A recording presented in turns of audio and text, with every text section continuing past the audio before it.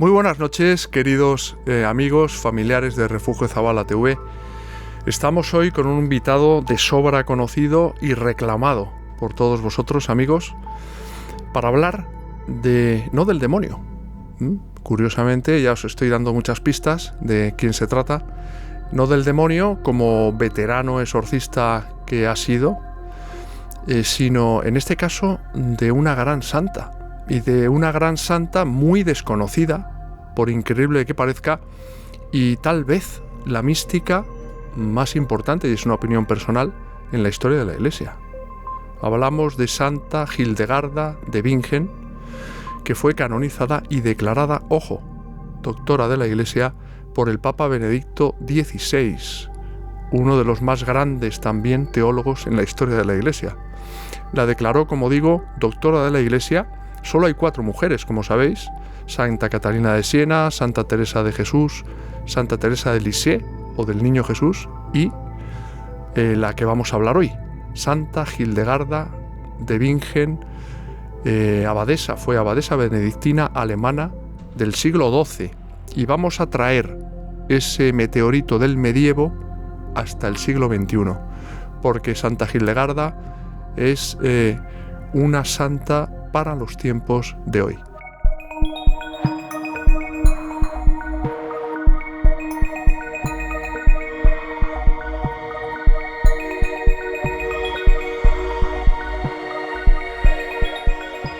Muy buenas noches, Padre Luzón. Muy buenas noches, José María. Bueno, me ha encantado lo del meteorito, porque efectivamente lo es.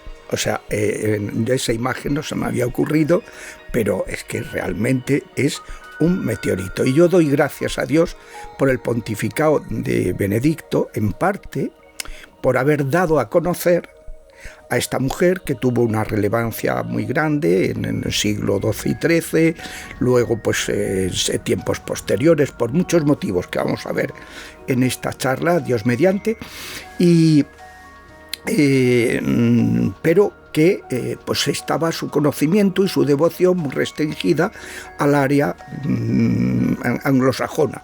Digo anglosajona porque también hay en el Reino Unido le tienen una gran devoción a Santa Hildegarda, pero fue Benedicto, efectivamente, quien primero formalizó como culto inmemorial. Hay varias maneras de canonizar a una persona. Una de ellas, por ejemplo, el modo como yo creo que canonizarán a Santa Juana de la Cruz, de Cubas de la Sagra, que es de los santos más relevantes del siglo XV y XVI. También merecería... Muy cerca, además, también, de aquí, de donde nos encontramos. Sí, aquí en la provincia de Madrid, en su límite con Toledo. Bueno, pues esta Santa Hildegarda, pues le ha pasado algo parecido como también a Santa Juana de la Cruz, porque Santa Juana de la Cruz también ha tenido culto inmemorial y por circunstancias el proceso lo empiezan, pero luego no sigue adelante por no sé qué, se para, tal. Pues lo mismo pasó, y ha sido Benedicto el que, al reconocer ese culto inmemorial, ya la beatificó y canonizó, ¿no? Y luego en el 2012 la declaró, junto con San Juan de Ávila, el patrono del clero secular español, pues la declaró doctora de la Iglesia, ¿no? Junto con Santa Teresa de Jesús, Santa Catalina de Siena, ¿no? Y es curioso, tanto Santa Catalina como Santa Hildegarda fueron grandes exorcistas. Porque el ministerio exorcístico en los primeros siglos de la Iglesia se ejercía con amplitud. Pues cualquier bautizado echaba demonios. El modo de hacerlo ya en cada caso pues podía variar, pero hasta niños, por ejemplo San Vito es un niño que exorcizó a la hija del emperador Diocleciano, el último de los grandes emperadores canallas, ¿no? Que mataron miles y miles de cristianos. Pues exorcizó a su hija, y luego se lo pagó el emperador matándolo, martirizándolo. Bueno, pues San Vito era un niño, hombres, mujeres, tal. Luego la Iglesia cuando ya se institucionaliza más, después del edicto de Tesalónica, en el año 380, en que había un problema de orden público, estaban abofetadas los católicos, los que decían que eran arrianos, que negaban la divinidad de Jesucristo y del Espíritu Santo, y los católicos. Entonces, para normalizar el tema, Dios acabó la discusión. Todo el que quiera ser ciudadano romano tiene que profesar la fe que predicó en Roma el apóstol Pedro, que es la fe del Padre, el Hijo y el Espíritu Santo, como tres personas divinas unidas en una única naturaleza. Eso fue positivo momentáneamente, pero causó un perjuicio porque hace que la Iglesia pase a ser, como decía Benedicto, en contra de su naturaleza y, por desgracia, una tradición cultural, una tradición social, no más que una vocación personal, ¿no? El ser para algunos. Lo otro, ha habido honrosísimas excepciones, y además el Espíritu Santo en ese momento promueve el monacato. Pero quiero decir que el ministerio exorcístico se reguló, pues, que lo ejercieran sobre todo los monjes, pues se entendía que estos, que vivían, por así decirlo, el cristianismo de manera fetén, eran los que estaban habilitados para enfrentarse a los demonios, ¿no? Pero luego ha habido grandísimos, Santa Gema de Galgani, otra que estuvo poseída, y luego fue una grandísima exorcista. Santa Catalina, le traían la gente esto, pues esta, lo mismo. Esta es un personaje, es un meteorito. Pero fíjese, padre, que pero Santa si le parece, Gildegarda, rezamos una oración. Sí, antes de hablar de la paisana de Benedicto XVI, sí, ¿verdad? Eso es. Muy bien. Pues ven, Espíritu Santo, llena nuestros corazones, enciende en ellos el fuego de tu amor, envíanos, Señor, tu Espíritu, y seremos recreados, y renovarás la faz de la tierra. Oh Dios, que has iluminado los corazones de tus fieles, con la luz del Espíritu Santo, concédenos que con la fuerza de este mismo Espíritu saboreemos las cosas rectas y gocemos de sus consuelos.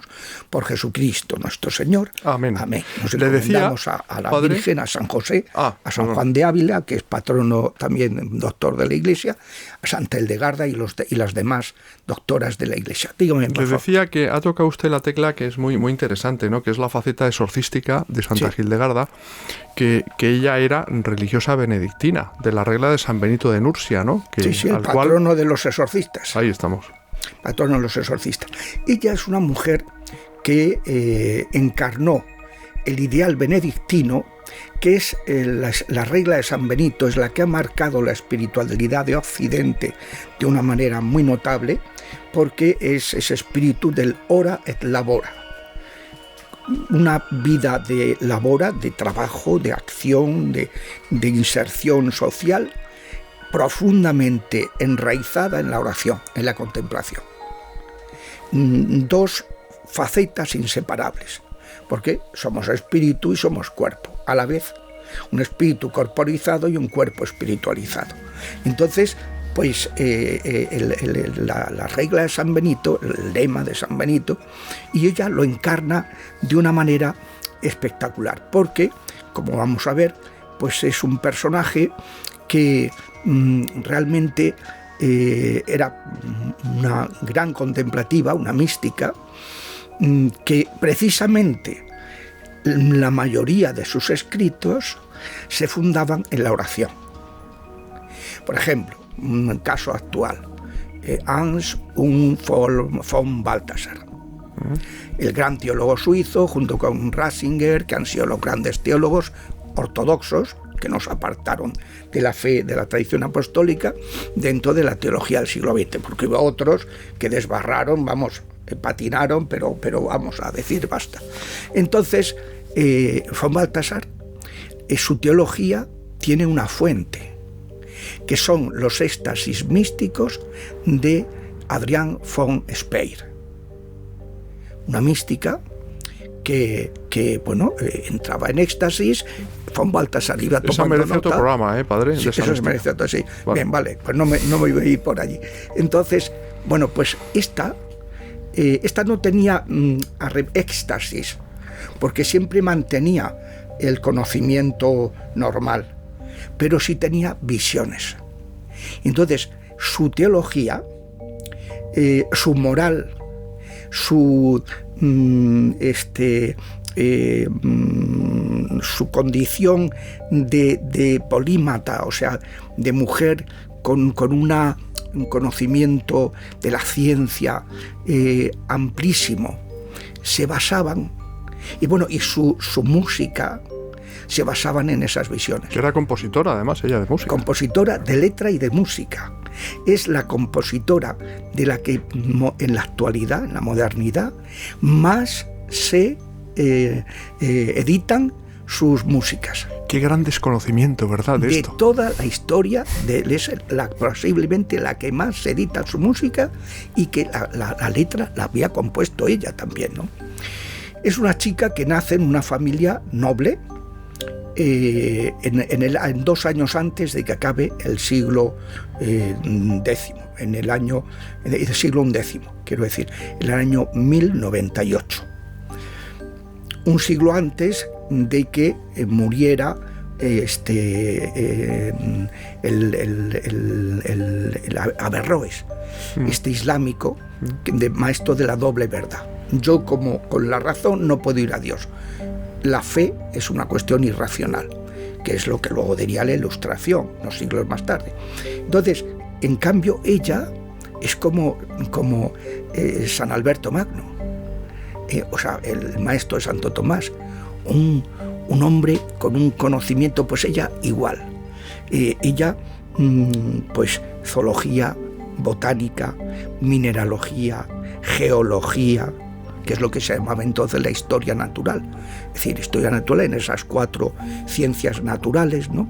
Es una fundadora de 2 conventos, porque ella entró a los 14 años, empezó a formarla una tal Jutta, el apellido ahora mismo, que era otra noble, también como ella. Será alemán. Jutta de Spanheim, Jutta de Spanheim, que era una mujer más mayor que ella, que la fue formando en el rezo del Salterio, la lectura del latín, no escritura.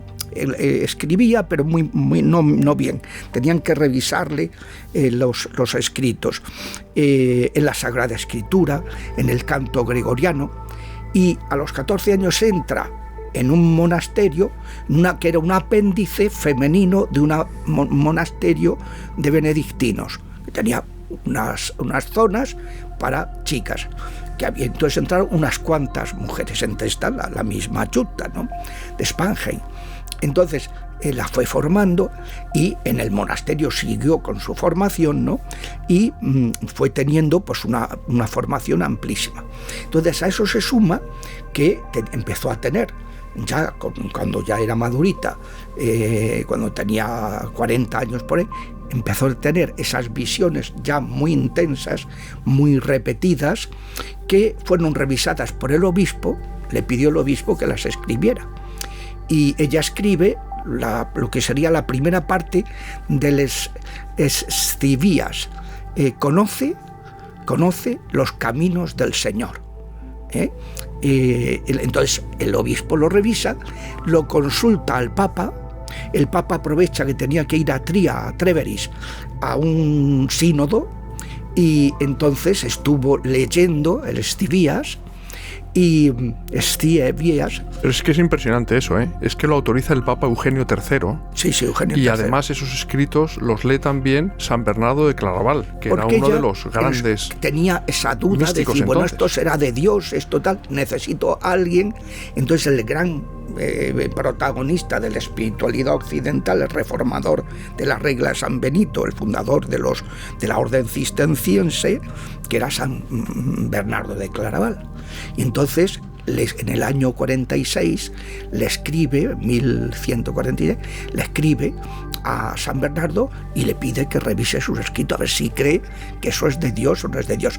Bueno, lo revisó el Papa, lo revisó San Bernardo, lo revisó el obispo del lugar. Hubo una comisión de teólogos y todos dijeron que esto era totalmente de Dios, ¿no?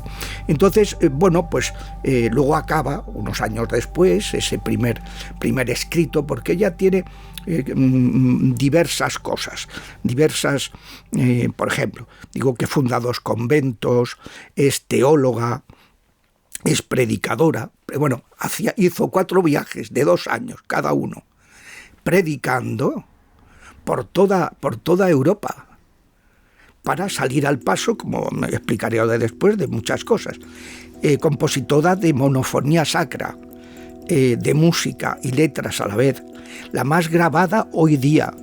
Supervisó las iluminaciones de manuscritos en miniatura en su obra Escivías. Que es la obra cumbre de ella, que ¿no? La obra cumbre, sí, es la de teología. Luego tiene otras dos más que también son muy importantes. La de la obra moral, conoce los caminos del Señor, y luego otra que es sobre, más general, una cosmología, donde aparece más las ciencias de la naturaleza, etc.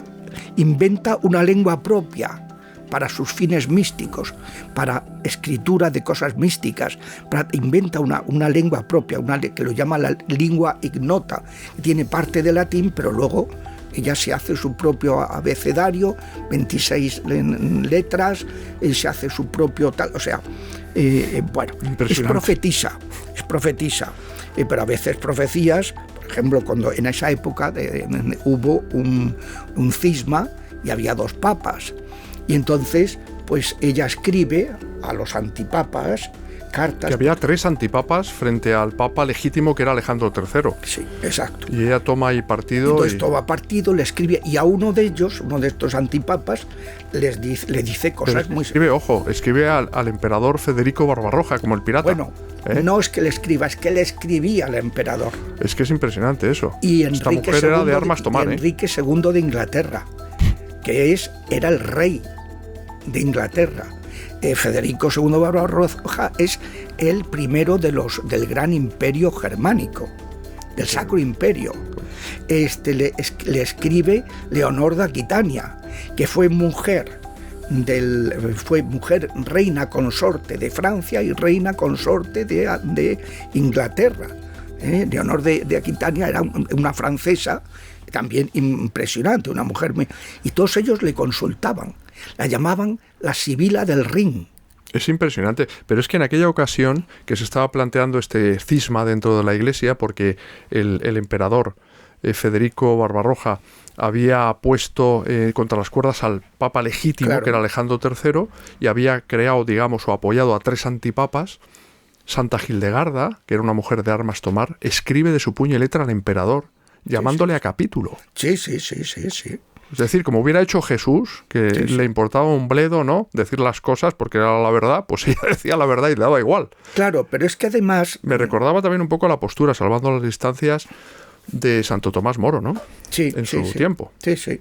No, son los grandes personajes que no han parado en mientes, o sea, no se han frenado por respetos humanos y que han dicho lo que tienen que decir.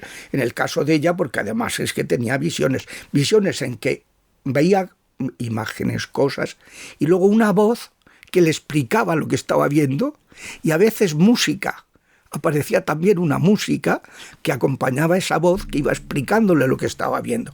Y claro, pues tenía esa seguridad con la que ella escribe, con la que ella, ella jugaba con ventaja, por ejemplo, en toda su medicina natural, que del que hablaremos después. Bueno, es que claro, tiene el conocimiento que tiene de las propiedades de las plantas, los animales y los minerales, sobre todo plantas y minerales, es impresionante. Es impresionante. Ahora se está descubriendo la medicina Santa Hildegarda y viendo que, bueno, en algunos aspectos pues difiere de la línea que ha ido la medicina occidental, pero en otros muchos pues es una adelantada. Totalmente, se están riendo la evidencia. Como una mujer del siglo XII, los médicos de hoy día están diciendo era capaz. Con ventaja, porque veía. Entonces ese es el tema. Yo, por ejemplo, le doy testimonio de que a mí me ha sentado, yo consumo el caldo de pie de ternera de Santa Hildegarda, que es colágeno puro. Y entonces, claro, pues esto es una cosa que cuando estuve con el intestino así, que me tenían que operar o no, pues empecé a tomar este caldo, oye, y ya el médico dijo, no vamos a operar. Pero estaban empeñados en operarme, y no sé qué pasó, pero que se ha serenado. O sea, es para muchas cosas, ¿no? Pues tiene unas recetas, claro, unas especias, y tienes que ponerle galanga.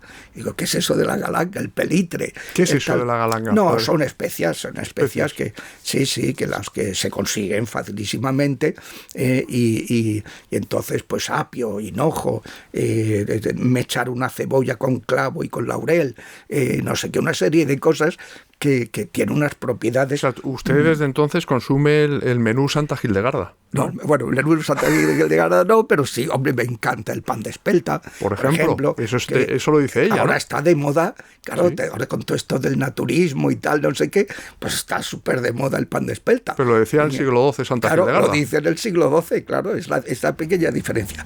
Entonces, bueno, pues esto la llamaban también la profetisa teutónica, porque tiene, por ejemplo, unas profecías sobre los tiempos actuales.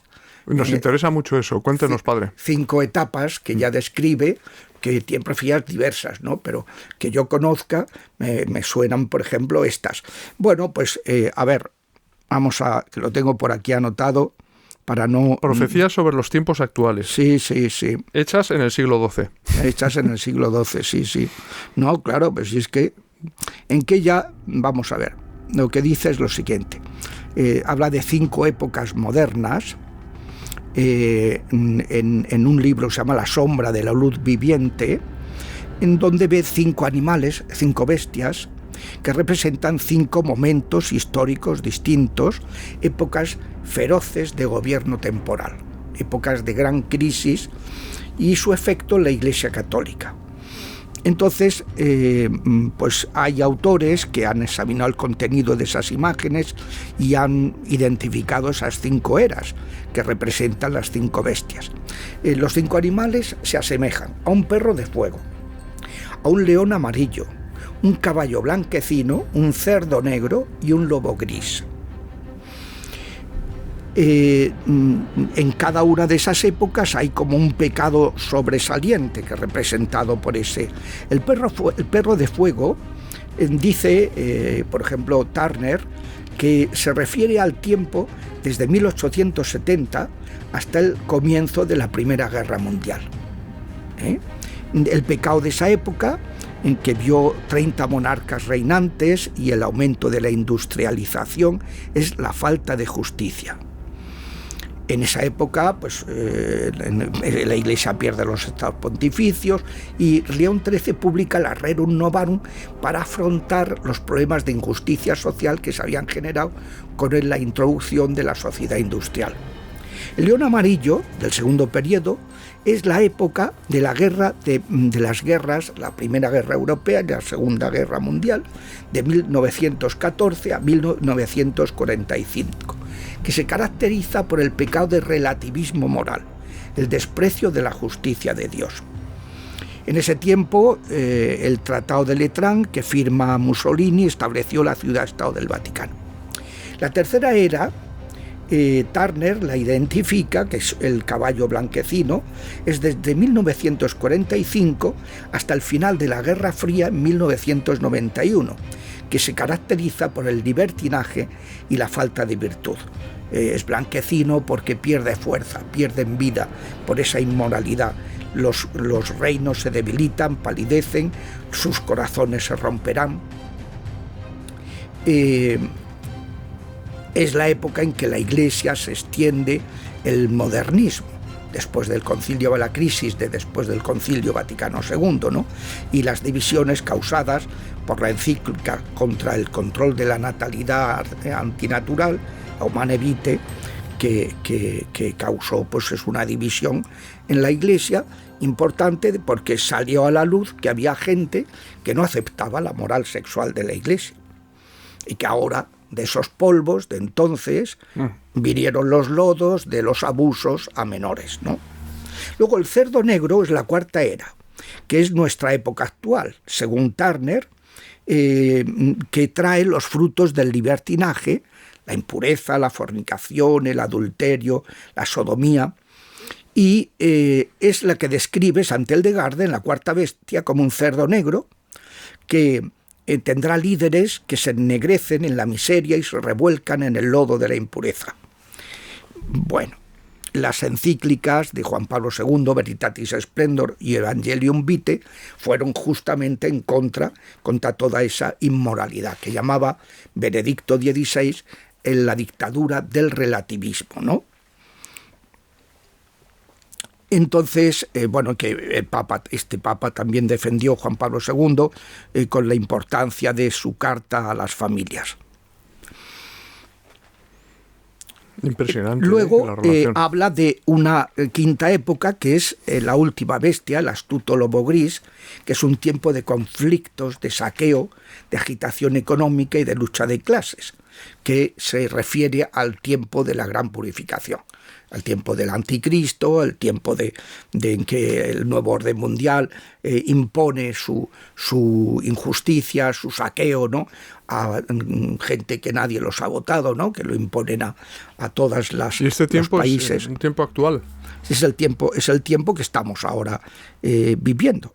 Estamos en las últimas manifestaciones del cerdo negro, pero estamos ya a las puertas de ese tiempo de gran purificación, ¿no?, del lobo gris, ¿no?, de saqueo, de injusticia, de inmoralidad, ¿no? Pues esta es es una mujer taumaturga, que no solamente con su medicina ayuda a curar, sino que ella misma tenía el don de curar. Hizo muchos milagros. Es exorcista, ¿no? Una mujer con una profunda espiritualidad, sensibilidad, una autoridad espiritual en su época impresionante, y como acabamos de decir, por las grandes autoridades que acudían a pedirle consejo.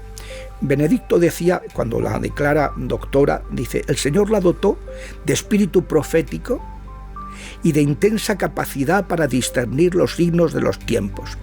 Mujer Esto con es un tremendo. discernimiento. Es que lo que acaba de explicar ahora de estas etapas, Claro, en la que estamos ahora, es impresionante. que estamos hablando de una mujer del medievo.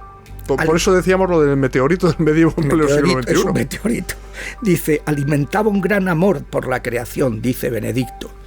Cultivó la medicina, la poesía, la música, y sobre todo conservó un gran amor fiel y grande por Jesucristo y su Iglesia. Es, ya digo, muy polifacética, la figura quizá más ilustre del monacato femenino, y quien mejor ha ejemplificado el ideal benedictino, el ora et labora, dotada de una inteligencia, una cultura fuera de lo común, y eran la 10ª de 10 hermanos. Su familia noble, al nacer, la declararon diezmo de Dios. Había que dar la 10ª parte para la Iglesia. Pues esta hija va a ser para la Iglesia. Y ya la consagraron al Señor ya desde pequeña, y le facilitaron que se fuera formando con esta otra Jutta de Spanheim, que la fue instruyendo en estas ciencias. Ella estaba enferma también, ¿no? Ella fue enferma desde muy joven, tuvo que llevar es curioso porque estos grandes místicos han sido personas también que han tenido que llevar la cruz. Padre Pío, ¿no? Pues desde los 5 o 6 años tuvo unas vejaciones y tuvo que pasar por sufrimientos. Pues esta mujer también se ve como la enfermedad también nos purifica y nos abre al espíritu, ¿no? Facilita, el Señor puede dar gracias especiales cuando se dan situaciones de estas de enfermedad. Santa Gema también, de la que hablaba usted, Santa padre. Gema de Galgani, por la supuesto. Madre Esperanza, por ejemplo, Sí, beata. Por ejemplo. Entre 1158 y 1171, ella murió, me parece que en 1179. Con 81 años, Con creo. 81 años, hace 4 viajes para predicar la redención, la conversión, la reforma del clero, criticando duramente la corrupción eclesiástica, la crítica a la herejía de los cátaros. Decían que hay un principio del bien, un principio del mal, y que, pues era una cosa que totalmente opuesta a la visión católica y que se había extendido mucho. Pero sobre los cátaros, que son los puros, ¿no? Sí, sí. Ella se opuso con uñas y dientes contra este movimiento, Sí, sí. porque ellos propugnaban, entre otras cosas, la reforma radical de la Iglesia para acabar con los abusos del clero, ¿no? Sí. Y ella decía que la manera de acabar con los abusos del clero no era esa, sino la conversión y la penitencia. Sí, sí. Sí, no, indudablemente. Siempre son herejías que piensan que se va a solucionar lo negativo con cambiando medidas cambiando las estructuras y no cambiando los corazones. Entonces ella, como gran santa, pues condenaba estas doctrinas, proponía el combate de sus errores mediante la predicación y la edificación del clero. ¿Qué hay que hacer? Oye, forma al clero, crea un clima de santidad en el clero, predica, empleó también, como he dicho, cartas, es otro género que ella cultiva, cartas a personajes notables para manifestarles su opinión ante el cisma de los antipapas, y ya digo que realizando graves amonestaciones a uno de estos antipapas.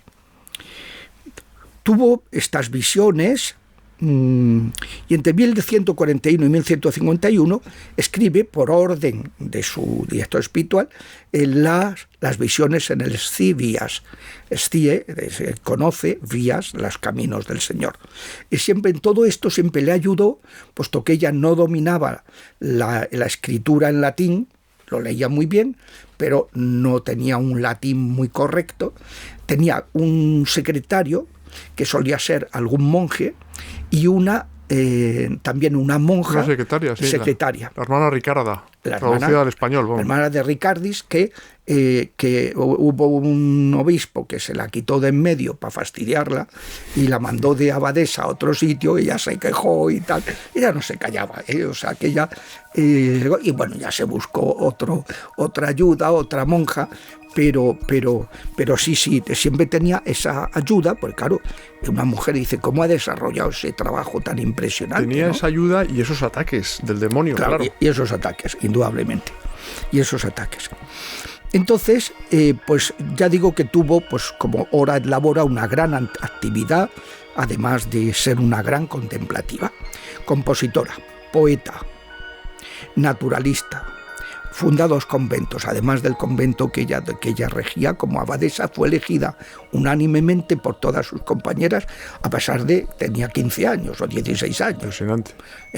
Y estuvo como abadesa siempre, donde murió. Pero funda otro, a una distancia relativamente no muy grande, que visitaba 2 veces por semana. ¿De dónde sacaba tiempo esta mujer para todo esto, no? Pues teóloga, predicadora, taumaturga, exorcista. Deja un legado en sus cartas, en sus libros, en sus antífonas litúrgicas, en sus oraciones, en obras de teatro, obras musicales. La dramaturga, claro, sí. Sí, tiene algunas obras de teatro impresionantes, obras científicas, poemas, correspondencia, sermones. Es una gran predicadora. Ya digo que realizó 4 viajes durante 2 años cada uno para predicar esto que hemos hablado, ¿no? Y luego el tríptico teológico, donde resume sus visiones. El primero es el Scivias, donde desvela los secretos de la creación y la redención, la mutua relación entre todas las obras creadas, habla de la majestad divina, la Trinidad, la creación, la caída de Lucifer y de la caída de Adán. Del anticristo también, ¿no? Habla. Las etapas de la historia de la salvación, la Iglesia, los sacramentos, el juicio final, el mundo futuro. Son 26 visiones explicadas minuciosamente. Ya digo que lo leyó Eugenio III, instándole a continuar la obra y autorizando su publicación, ¿no?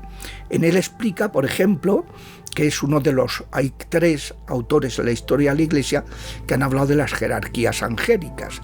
El de Pseudo Dionisio, que no es Dionisio Areopagita, el de los tiempos de Lidia, la mujer de Tiatira en San Pablo, sino otro que se llama así el Pseudo Dionisio Areopagita, que habla de las 9 jerarquías angélicas. Luego el Papa San Gregorio Magno, que también habla de las 9 y explica las 9 jerarquías angélicas, De otra manera, también recurre a San Pablo y entonces hace un comentario con motivo del segundo capítulo de San Juan, y entonces pues hace una enumeración. Y finalmente Santa Hildegarda de Bingen, que también hace, y es un estudio diferente, porque ella pone una primera jerarquía de ángeles, de dos jerarquías de ángeles que actúan en nuestra vida, los arcángeles y los ángeles. Luego 6 jerarquías, dominaciones, tronos, virtud y tal, y luego otras 2 que son de la élite, por así decirlo, los serafines y los querubines. Serafín viene de amor y querubín viene de querubs, ciencia, el conocimiento, son los grandes sabios que están con el Señor. Bueno, pues ella lo clasifica, las clasificaciones que hace cada uno de estos 3, del Dionisio, San Gregorio y ella, son diferentes, ¿no? Bueno, luego está el segundo libro del tríptico teológico, es el libro de los méritos de la vida.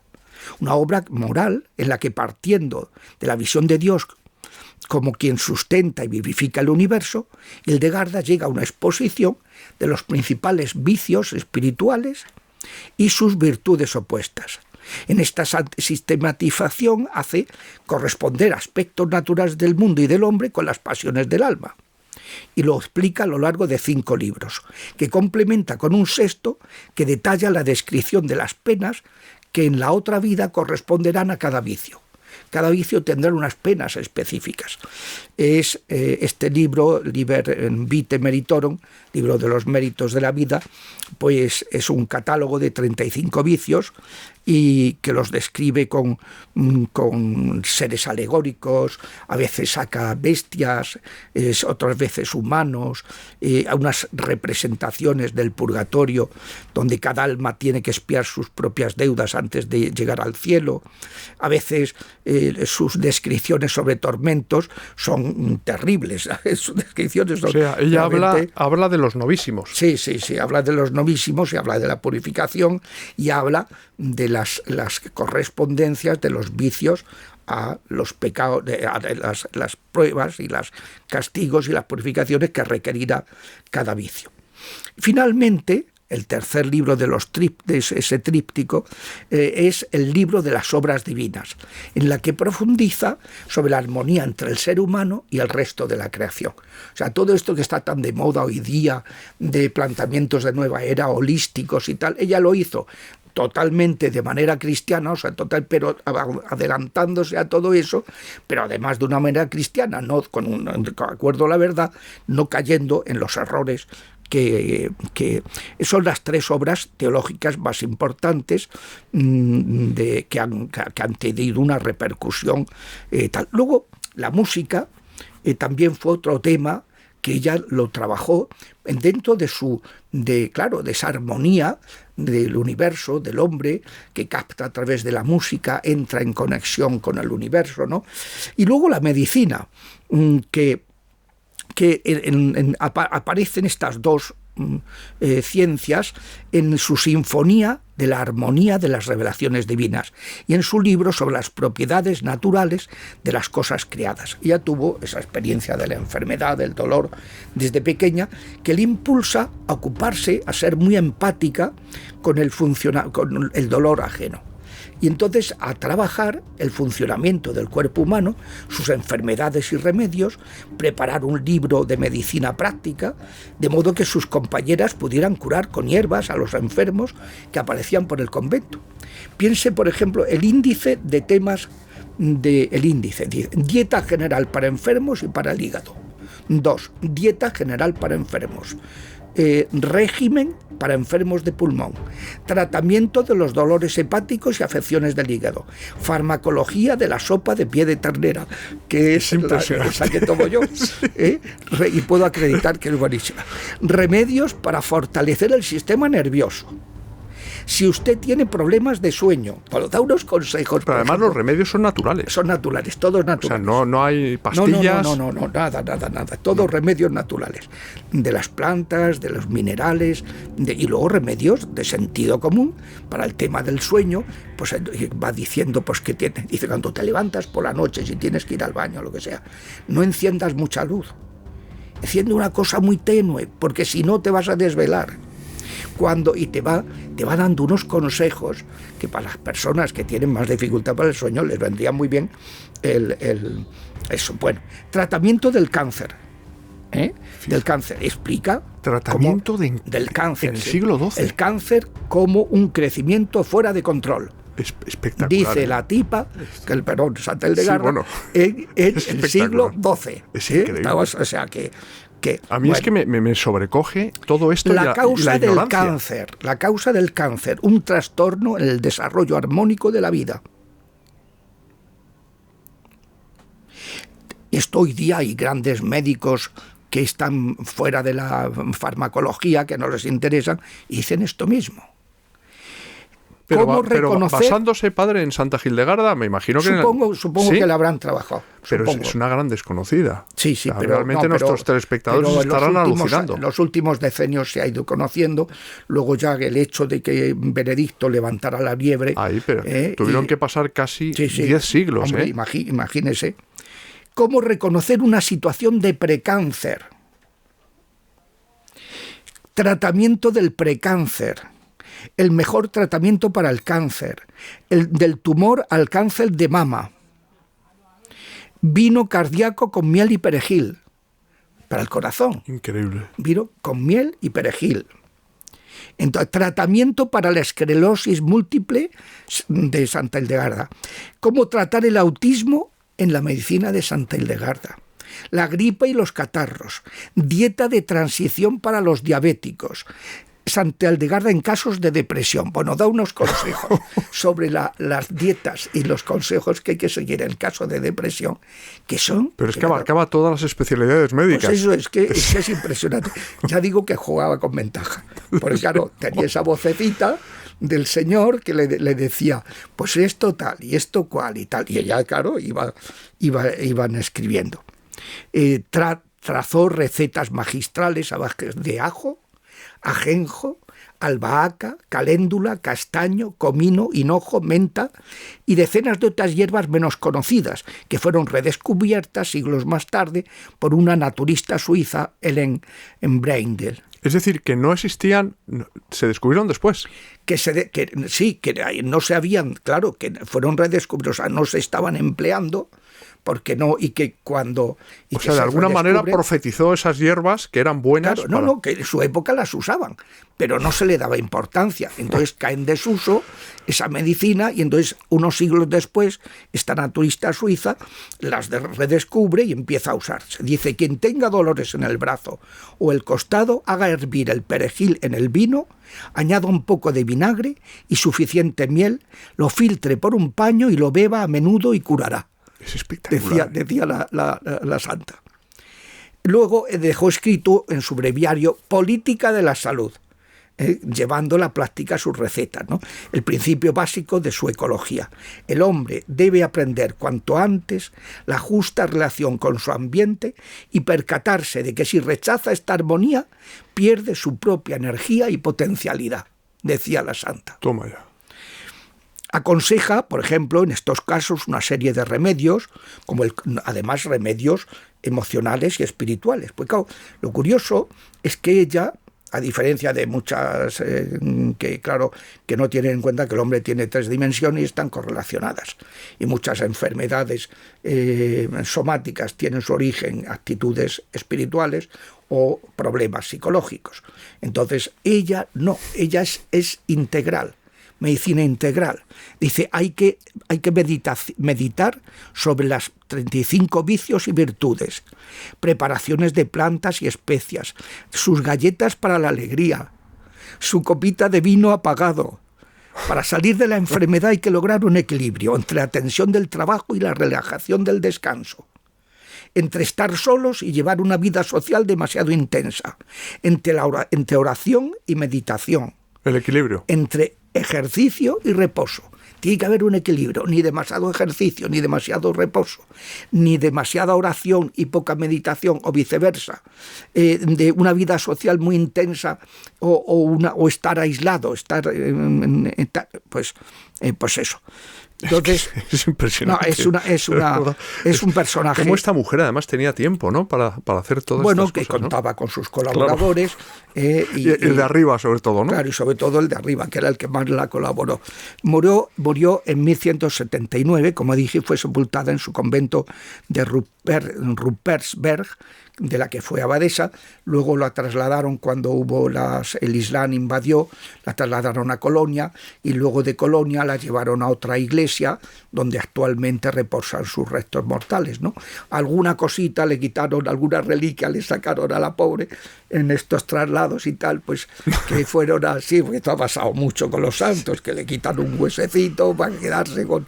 y estas cosas. Bueno, eso, a ver, yo es que cuando cuando usted me planteó esto, pues digo, bueno, es que realmente es un personaje que es tan importante como desconocido para la media, ¿no? Para la media. Pues a pesar de que Benedicto... Para el entero, más que para la media. Sí. A pesar de que Benedicto haya levantado la liebre, que yo es de las cosas que más le agradezco a Benedicto. Sí, pero lo hace en el año 2006. Sí, no, claro. Levanta la liebre. Sí, ¿no? Y esta mujer muere en 1100, como ha dicho usted. 1179. Pues fíjese el tiempo que ha pasado. Pero es que es ingente lo que hizo esta mujer. Sí. Es muy impresionante. A los ojos del siglo XXI. Es impresionante. Sí. Y además es que todo es aplicable, tanto desde el punto de vista espiritual como natural, como físico, para la salud. Sí, no, y que bueno, es su planteamiento, su modo de tratar a las autoridades, tanto las eclesiásticas como las civiles. Luego hablan de feminismo, y yo es que me muero de risa. Estas son las verdaderas mujeres que han pesado, que han estado unidas a Dios, que han servido a los demás, pero hay cada personaje entre los hombres y las mujeres de estos siglos que son son para quitarse el sombrero. Padre Luzón, ¿usted por qué cree que han tardado tanto tiempo, tantos siglos en canonizar a esta mujer cuando fue apoyada en su día por el propio Papa de la Iglesia? Sí, porque, hubo estos procesos, pues empiezan... Depende de personas concretas que tienen la ilusión de tal, pero a lo mejor fallece y entonces queda ahí arrinconado. Es como le pasó al venerable que se enfrentó con los jesuitas y entonces le pararon el proceso los jesuitas y que fue al Palafox, que ahora ha sido ya... Ya sé que las comparaciones son odiosas, pero es que Santa Hildegarda, lo que usted nos acaba de contar, es algo excepcional en la historia de la Iglesia. Pero por circunstancias queda... como más restringido su culto a la parte local, al mundo sajón y al mundo inglés, y entonces pues hay una gran devoción. De hecho, en cierto modo ella ha estado, lo que se llama el culto inmemorial, siempre ha estado tenida por santa, y su nombre se incluyó al poco de morir, ya en pocos decenios después, en los martirologios, que era el elenco de los santos. Ella tenía fama de santidad en vida. Sí, no, ya muerta. En vida también. Pero ya muerta se incluye en el martirologio. Lo que pasa es que no tuvo una trascendencia universal.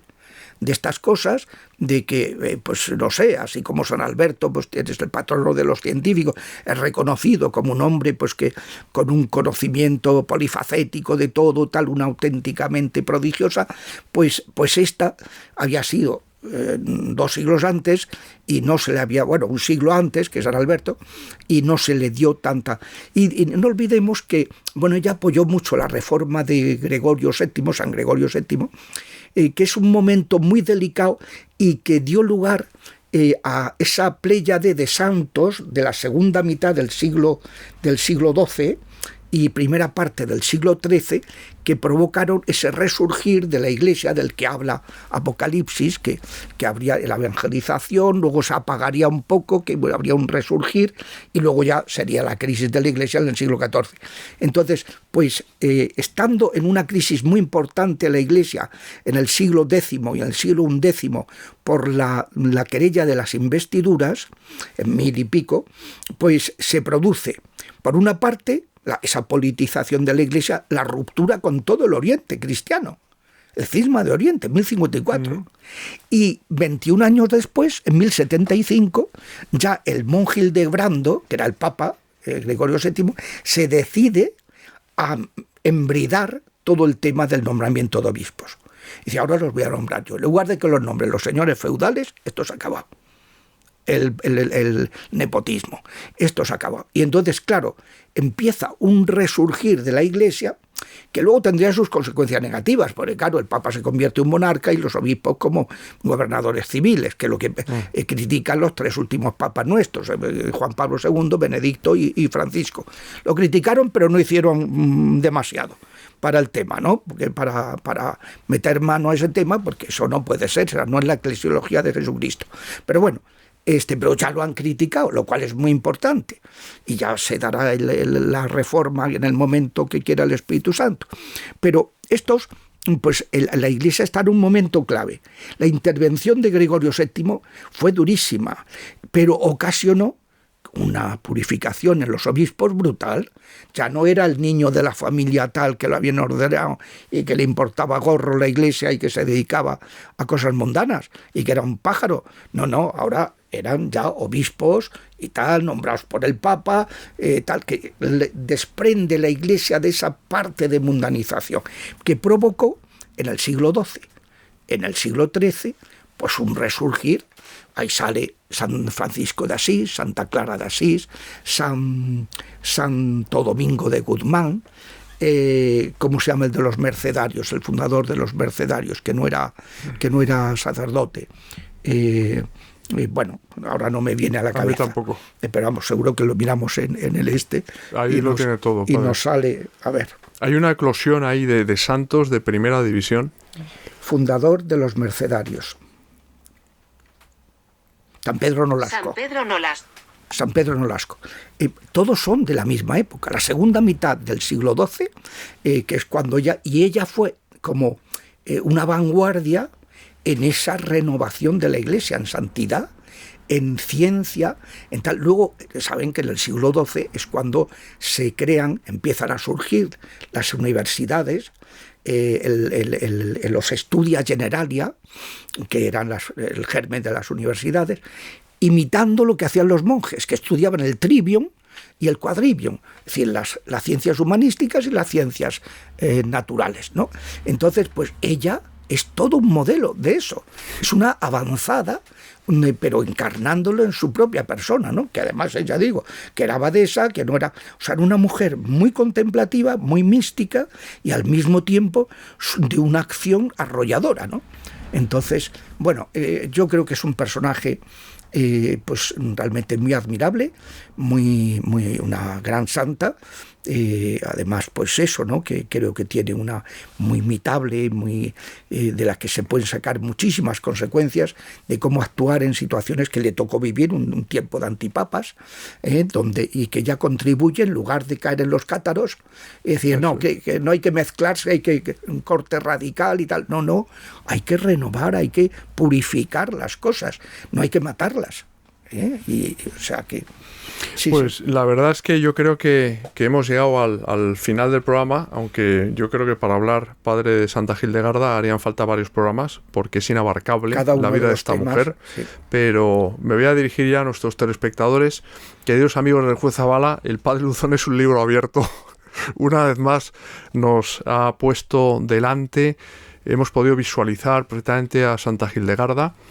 Yo sigo alucinado, porque siendo una santa tan grande, siendo una mística esplendorosa, sin embargo es una gran desconocida. Es una gran paradoja que en el siglo XXI estemos empezando a descubrir, como muchos de vosotros ni siquiera seguramente ni habríais oído hablar de Santa Hildegarda de Bingen, pero ella tiene las recetas para la sociedad de hoy, tanto espirituales como de salud, físicas, como os comentaba el padre Luzón, ¿no? Y psíquicas y espirituales. Psíquicas y espirituales también.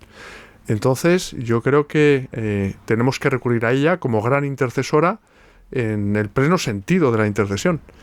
Deciros que, bueno, vais a ver varias veces este vídeo, seguro, porque os va a descubrir muchas cosas que indagaréis también en internet, en Google, pondréis Santa Hildegarda de Bingen y os van a salir muchas cosas, cómo curan las determinadas piedras, etcétera, etcétera. Cosas que son impensables a los ojos del siglo XXI, pero que ya existían en el siglo XII, ¿no? Hay una casa de Santa Hildegarda, se llama así, .com o .org, Casa de Santa Hildegarda, donde tienen cantidad de recetas de tipo de vino, de no sé qué, de estas cosas que estamos viendo sobreimpresionado en pantalla, la dirección está, para que nuestros telespectadores puedan ahí consultar y aprender, empaparse de este personaje tan desconocido, pero tan decisivo hoy en el siglo XXI, por supuesto, incluidas sus profecías, incluidas pues todo lo que estamos viendo que está pasando hoy, ¿no? Que estamos inmersos, padre. Así es. Yo creo, padre, le voy a pedir que nos dé su bendición, que nos dé con mucho a todos. Gusto. Pues que el Señor los bendiga, los guarde de todo mal, los haga caminar pues con ese espíritu benedictino de sembrar paz, de sembrar alegría, de llevar a muchos corazones ese gran secreto de la vida que es el ora et labora, es cuidar la unión con Dios y darse, trabajar denodadamente, cuidando la armonía, pues al servicio de las almas. En el nombre del Padre y del Hijo y del Espíritu Santo, y con la intercesión de Santa María, que aplasta con su planta inmaculada la cabeza de los inmundos. Amén. Amén.